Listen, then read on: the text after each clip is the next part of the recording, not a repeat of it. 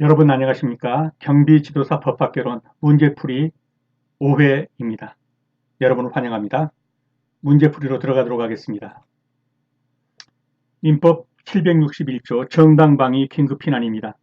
타인의 불법 행위에 대하여 자기 또는 제3자의 이익을 방해하기 위해서 부득이 타인에게 손해를 가한 자는 배상할 책임이 없다.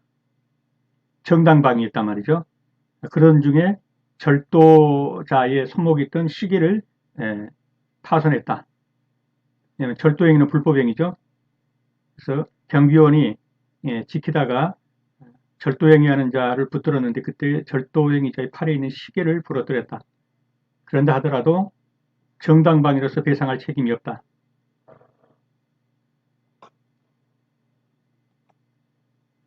자, 경비업자 갑은 의뢰 기증품을 경비하던 중에 이를 절취하려는 병의 손목시계를 정당방위로 부득이 파손했다.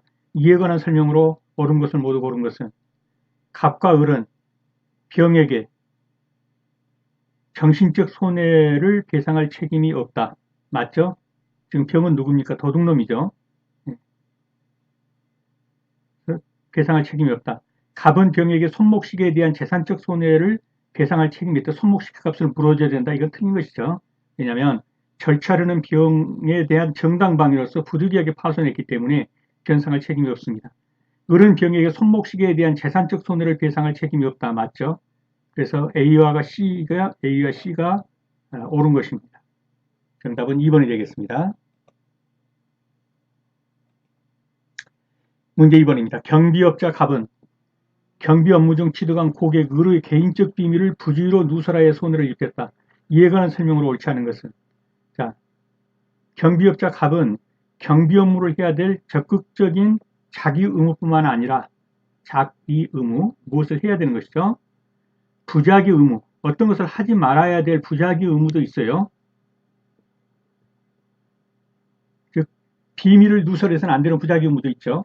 이 비밀을 누설했습니다. 그래야 손해를 입혔어요. 손해배상 책임을 지는 겁니다. 채무 불이행에 의한 손해배상 책임입니다. 맞죠? 갑은 을의 재산적 손해에 대하여 그로 인해서 우리 재산적 피해를 입었다면 그렇죠. 업무 기밀을 누설해가지고 손해를 입혔다든가 그랬을 경우에는 배상 책임을 지게 되겠죠. 을에게 정신적 손해가 발생하였다라도 갑은 이에 대해 배상 책임을 지지 않는다. 틀렸습니다. 정신적 피해에 대해서도 위자료 명목으로의 손해배상 청구를 할 수가 있죠. 그래서 손해배상을 해야 합니다. 그래서 3번은 틀린 것이고요. 옳지 않은 것이고 갑에게 불법행위 책임을 묻는 경우 행위의 결과에 대한 인과관계 증명 책임은 그걸 주장하는 을이 부담해야 합니다. 그로 인해서 손해를 입었다든가 그러한 채무 불이행이 있었다든가 하는 것은 을이 부담을 한다. 그래서 틀린 것은 3번이 되겠습니다. 이것은 맞죠? 을에게 정신적 손해가 발생하였다면 갑은 을에 대해서 위자료로서의 손해배상 책임을 지게 되겠습니다. 756조 사용자 배상 책임을 보겠습니다. 타인을 사용해서 어느 사무에게 종사하게 한 자는 피용자가 그 사무집행에 관하여 제3자에게 가한 손해를 배상할 책임이 있습니다. 그러나 사용자가 피용자의 선임 및 그 사무감독에 상당한 주의를 했다면 그렇지 않습니다. 사용자의 가름에서 사무를 감독하는 자도 사용자 책임으로서의 책임을 지게 됩니다.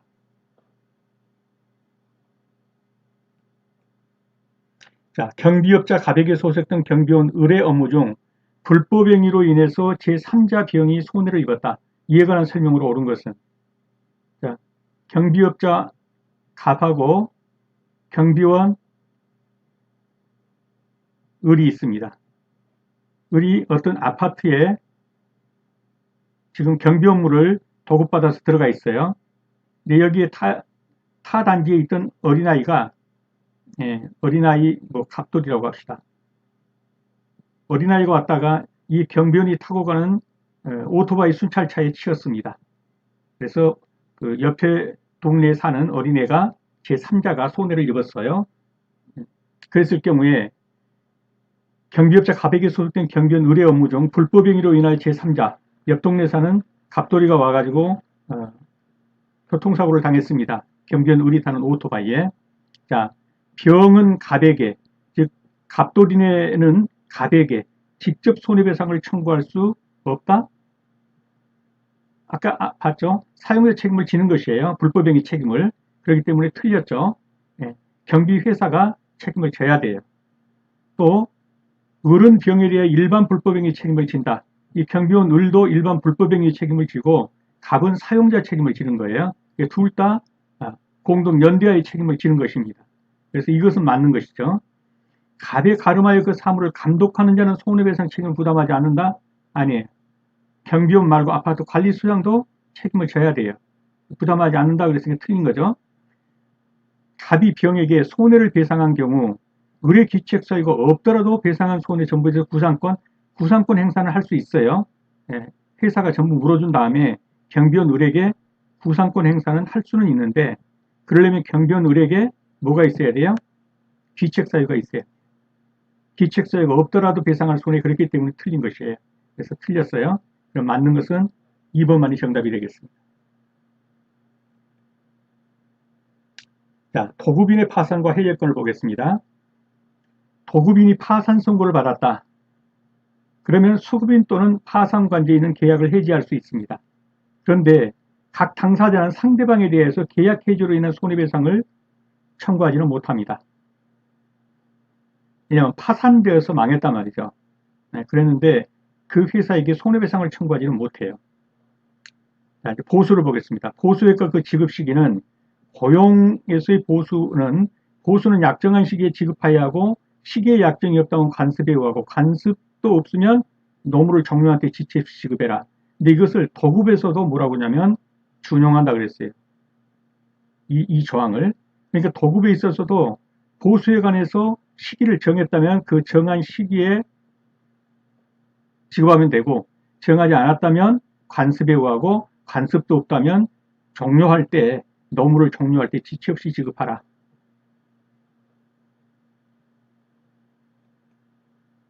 자, 경비계약에 관한 설명으로 옳지 않은 것은 경비업자가 경비계약을 체결하는 상대방은 경비대상 시설의 소유자거나 또는 관리자가 맞습니다.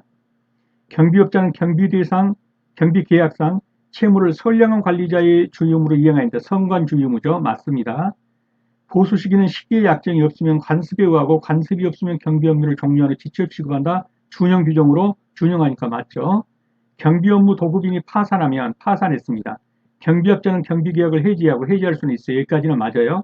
경비 업무 도급인에게 손해배상 청구할 수 있다? 여기는 없어요. 그래서 두 번째 이 단락이 틀린 것이죠. 파산했다면 손해배상 청구는 할 수 없다.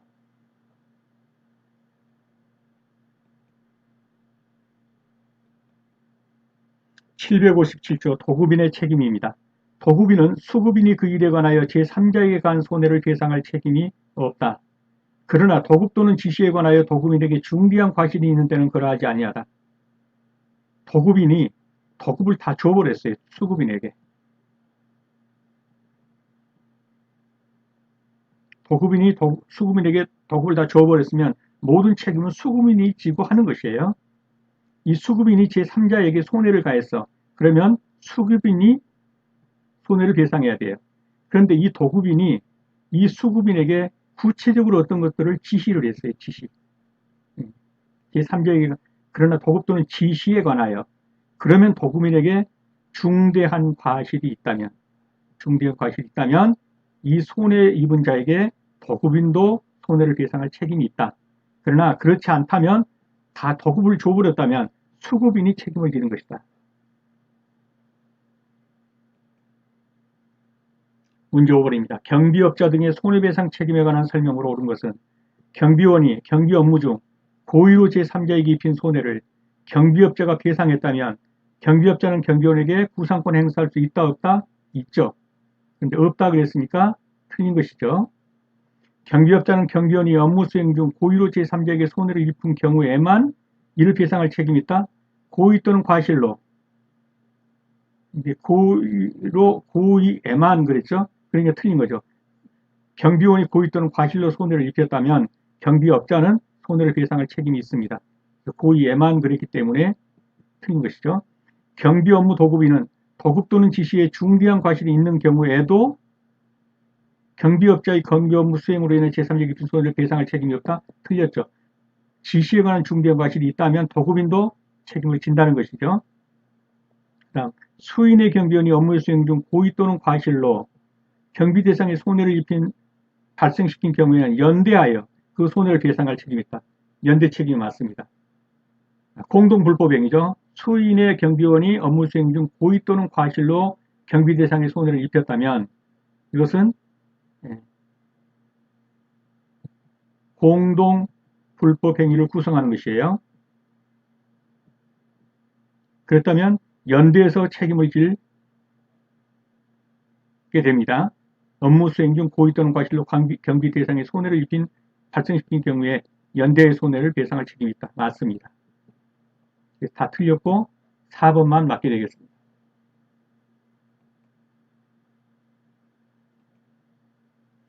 민법 760조입니다. 공동불법행위자의 책임. 수인이 공동의 불법행위로 타인에게 손해를 가한 때는 연대하여 손해를 배상할 책임이 있다고 그랬죠. 여러 명의 경비원이 공동으로 불법행위를 했다. 그럼 타인에게 연대해서 손해를 배상할 책임이 있다. 그리고 교사자나 방조자, 교사자는 꼬드긴 자죠. 시킨 자, 방조자는 도운 자입니다. 다 같은 공동행위자로 본다. 그래서 연대 책임이 있다는 겁니다.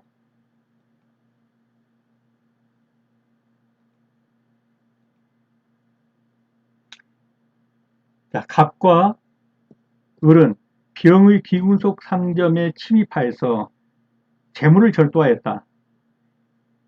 이해가는 설명으로 옳지 않은 것은, 자, 갑과 을이 공동 불법행위를 했죠. 그러면 갑과 을은 병의 상점에 대해서 연대하여 배상할 책임이 있다. 맞죠?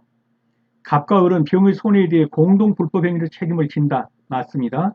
갑과 을의 손해배상 범위는 원칙적으로 상당 관계가 있는 모든 손해이다. 맞습니다. 갑과 을의 절도행위를 정의 교사했다. 교사한 자, 방조한 자는 공동 불법행위로 본다는 거죠. 그런 경우에 정은 갑과 을의 연대 책임을 지지 않는다?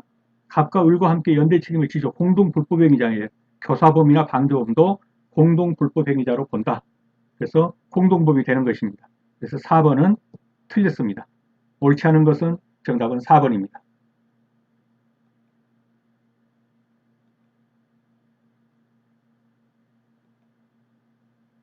자, 사무관리를 보겠습니다. 사무관리는 뭐냐? 의무가 없어요. 그런데 타인을 위해서 어떤 사무를 관리하게 되면 그 사무의 성질에조차 본인에게 가장 이익이 되는 방법으로 이를 관리해 줘야 합니다. 관리자가 본인의 의사를 알거나 알 수 있는 때는 그 의사에 적합하도록 해야 합니다. 그러나 전 2항의 규정에 위반해서 사무를 관리한 경우에는 과실이 없는 때에도 이로 인한 손해를 배상할 책임이 있다. 그렇기 때문에 함부로 남의 일에 간섭하는 게 아니에요. 의무도 없이 남의 일을 도운다고 하다가 잘못하게 되면 과실이 없어도 손해배상 책임을 지게 될 경우가 있습니다. 그러나 그 관리 행위가 공공의 이익에 적합한 때 중대한 과실이 아니라면 배상을 책임지지 않습니다. 즉 일반적인 경과실 또는 과실 가지고는 책임을 지지 않습니다. 중대한 과실이 있으면 배상 책임을 집니다. 왜? 그 관리 행위가 공공의 이익에 적합한 것이기 때문에. 6번입니다. 아파트 경비원이 근무 중 인근 상가, 자, 아파트 경비원이기 때문에 인근 상가를 관리할 의무는 없어요. 그런데 상가에 불이 나니까 이것을 보고 달려가서 화재를 진압했다. 그러면 이 인근 상가 건물 화재 진압 행위는 뭡니까? 사무관리가 되는 거예요. 의무 없이 타인의 일을 하는 거예요. 사무관리입니다. 자, 경비원의 범위를 벗어난 행위이기 때문에 경비원에게 화재를 진압할 법적 의무는 없다. 맞아요. 근데 그걸 했다면은 사무관리예요. 사무관리를 해서 일단 화재 진압을 했다면 어떻게 해야 돼요? 건물주에게 가장 이익이 되는 방법으로 진압을 해야 돼요. 그래서 이것도 맞는 거예요. 상가 건물의 이익에 반하지만 공공의 이익을 위해서 진압하다가 손해를 가했다면 일반 과실은 책임지지 않아요. 중대한 과실만 책임지는 거예요. 그래서 경비원은 과실이 없더라도 손해를 했으면 책임이 있다? 이거는 틀렸어요. 공공의 이익을 위했다면 중대한 과실이 있을 때만 책임을 지는 겁니다. 그래서 3번은 틀렸어요. 옳지 않은 것은 3번이 되겠습니다. 경비원이 상가 건물의 임차인의 생명을 구하기 위해 화재를 진압하다가 발생한 손해는 고의라든가 중과실이 없다면, 고의나 중과실만 없다면 배상할 책임이 없습니다. 맞습니다. 그래서 틀린 것은 3번이 되겠습니다. 7번입니다. 경비업자의 채무불이행 책임이 발생하는 경우가 아닌 것. 경비원의 부주의로 경비 대상 시설이 파괴되었다. 채무불이행 책임이 발생하죠. 경비원이 업무 수행 과정에서 과실로 제3자에게 부상을 입혔다. 자, 제3자에게 부상을 입혔습니다. 이건 채무불이행의 책임이 아니라 이건 뭡니까? 불법행위 책임이에요. 예, 무슨 계약상의 책임을 지는 게 아니죠. 불법행위 책임을 지는 거예요. 제3자에게 부상을 입혔다. 그래서 이거는 채무불이행 책임이 발생하는 경우가 아니죠. 그 다음에 경비원이 업무 수행 과정에서 근무 태만으로 인해 도난사고가 발생했다. 채무불이행 책임을 지게 되는 거죠. 경비원이 업무 수행 과정에서 취득한 고객의 비밀을 누설하여 손해를 끼쳤다. 채무불이행 책임을 지는 거예요. 왜냐하면 비밀을 유지해야 돼. 누설하지 아니할 부작위 채무가 존재한단 말이죠. 누설에 손해를 끼쳤으니까 채무불이행이에요. 그러면 채무불이행이 아닌 것은 그랬어요. 네, 불법행위 책임 2번이 되겠네요. 네, 2번 같은 경우는 불법행위 책임입니다. 8번입니다. 경비업체 갑과 상가 건물의 건물주 을이 경비계약을 체결한 경우 경비원 A가 오토바이를 타고 순찰하던 중에서 부주의로 행인 B를 치어 상해를 입혔고 넘어진 오토바이로 인해 상가 건물이 훼손되었다. 갑과 A의 책임에 관한 설명을 옳은 것은 자 경비업체가 갑이죠. 그 다음에 여기에 경비원이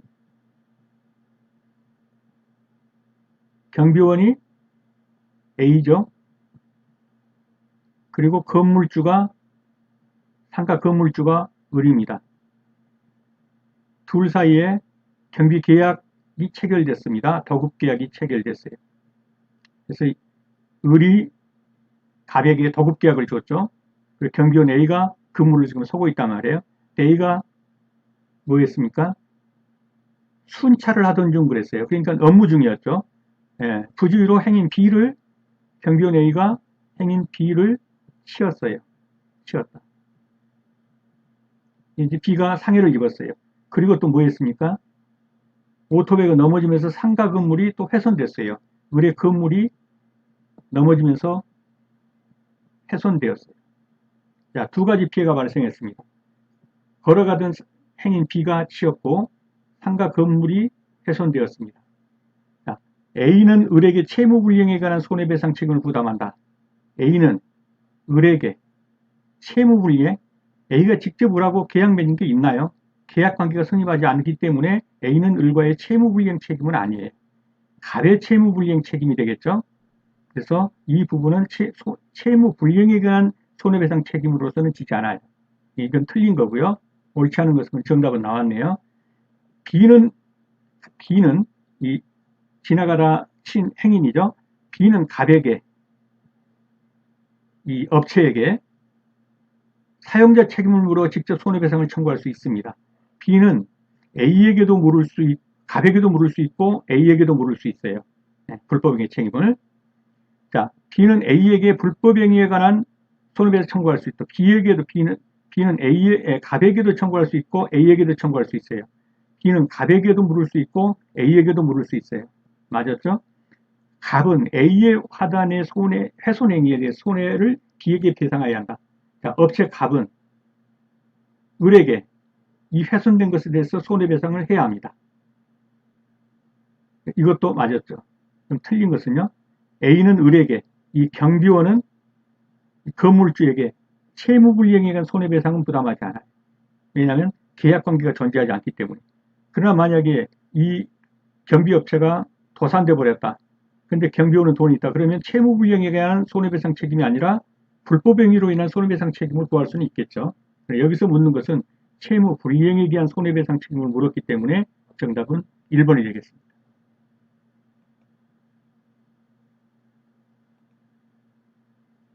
9번입니다. 경비업자 갑이 고용한 경비원 을이 근무 중 과실로 타인에게 손해를 끼쳤다. 이때 갑이 지는 책임에 관한 설명을 옳은 것은 자, 경비업자 갑이 있고 갑이 고용한 경비원 을이 있습니다. 근무 중에서 을이 근무 중이었습니다. 근무 중에 타인에게 손해를 가했어요. 그러면 을이 업무 집행에 관하여 타인에게 끼친 손해를 갑은 피해자에게 손해배상 의무를 진다. 갑은 그렇죠. 사용자로서 이 타인에게 손해배상 의무를 진다고 그랬죠. 아까 오토바이 치인 일을 한번 생각해 보세요. 예, 경비원들이 순찰하면서 근무 중이었죠. 그럴 때는 갑은 사용자 책임을 지고 을도 일반 불법행위 책임을 진단 말이에요. 을에게도 타인은 책임을 물을 수 있어요. 갑에게 배상 책임을 지게 하는 취지는 피용자의 자력 부족 때문에 이 경분이 별로 돈이 없어요. 그렇기 때문에 회사가 그 담보를 지게 하는 거예요. 때문에 피해자가 충분한 구제를 받을 수 없게 되는 상황을 방지하기 위해서 업자에게도 사용자 책임을 부담하는 거예요. 맞죠? 1번도 맞았고요. 갑과 을 사이에 유용한 고용계약이 체결되지 않았더라도 실질적 관계가 있으면 갑은 배상 책임을 진다. 예. 갑이 아르바이트한 애를 보냈거든 또는 자기 친구에게 잠깐 가서 경비 좀 봐줘. 이렇게 하다가 오토바이 타고 가다가 오토바이 타고 순찰 돌다가 일을 치었다 하든 고용계약이 체결된지 여부를 불문하고 실질적 사용관계가 있다면 배상 책임을 진다는 거예요. 만약 을이 일시적 업무를 수행했다면 배상 책임을 지지 않는다. 틀렸죠. 설령 이 경비원이 아르바이트로 가서 경비 업무를 하다가 오토바이 타고 경비 업무하다 타인을 치었다 하더라도 갑은 뭡니까? 손해배상 책임을 지는 거예요. 그 감독자 책임 또는 그렇죠. 업자로서의 책임을 지는 거예요. 을이 일시적인 업무를 수행하였다면 갑은 배상 책임을 지지 않는다. 틀렸고요. 그래서 정답은 옳지 않은 것은 그러면 4번이 되겠습니다. 사용자 책임을 집니다. 만약 을이 일시적으로 업무를 수행하였다. 을이 설령 아르바이트다 또는 친구를 보내서 잠깐 경비 좀 서줘 라고 했다 하더라도 그 경비원이 오토바이를 타고 사고를 냈다면 갑은 사용자 책임으로서의 배상 책임을 진다. 지지 않는다 그랬으니까 틀린 것이죠. 정답입니다. 10번입니다. 민사소송에 관한 설명으로 옳은 것은 영업정지 처분에 대한 분쟁은 민사소송이 대상이 된다. 틀렸죠. 뭡니까? 민사소송이 아니라 행정소송이 되겠죠. 화해는 당사자 간의 상호 양보를 통해서 분쟁을 해결하는 절차이다. 맞습니다. 중재는 법관의 판단에 복종하기로 합의하여 분쟁을 해결하는 절차 아닙니다. 법관이 아니라 중재기관, 중재인 또는 중재기관, 중재기관의 판단에 복종하기 위해서 합의하여 분쟁을 해결하는 절차가 중재입니다. 원고와 피고의 대립관계가 존재하지 않아도 민사소송이 성립될 수 있다? 아닙니다. 원고 또는 피고가 있어야 되죠. 그래서 원고 피고의 대립관계가 존재하지 않는다면 민사소송은 성립될 수 없습니다. 옳은 것은 그랬으니까요. 2번만이 옳네요. 중재는 분쟁 당사자의 합의에 따라 분쟁에 관한 판단을 법원이 아닌 밖에 있는 중재기관에게 판단을 맡기고 복종함으로써 분쟁을 해결하는 방법입니다. 11번입니다. 민사소송법상 항소에 관한 설명으로 옳지 않은 것. 항소장 부분은 피항소인에게 송달해줘야겠죠? 항소는 판결서 송달 전에는 할 수 없고 틀렸고요. 판결서가 송달 전이라도 항소할 수 있고 판결서가 송달 날로부터 2주 후에도 틀렸습니다. 2주 내입니다. 2주 내에 해야 합니다. 2주 내에 해야 하는데 판결서 송달 전에도 할 수 있어요. 그래서 이것은 틀렸고요. 항소는 항소심의 종국 판결이 있기 전까지는 취하할 수 있습니다. 소송 비용 및 가지평에 관한 재판에서는 독립해서 항소하지 못해요. 맞습니다. 정답은 2번이 되겠습니다. 네, 수업하시느라 수고 많으셨습니다. 다음 시간에 다시 뵙겠습니다. 감사합니다.